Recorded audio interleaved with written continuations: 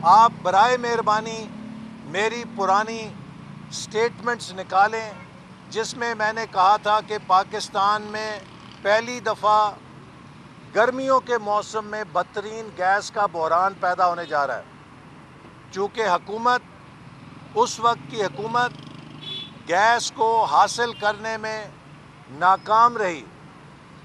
Gas کے long term contracts جب gas انتہائی سستی تھی کرنے میں ناکام رہی، اور اس نے ایل این جی کی پروکیورمنٹ کو پولیٹیسائز کیا، جس کا نتیجہ یہ ہے کہ آج تقریباً 3500 میگا واٹ سے زیادہ گیس سے چلنے والے بجلی کے منصوبے بند پڑے ہیں۔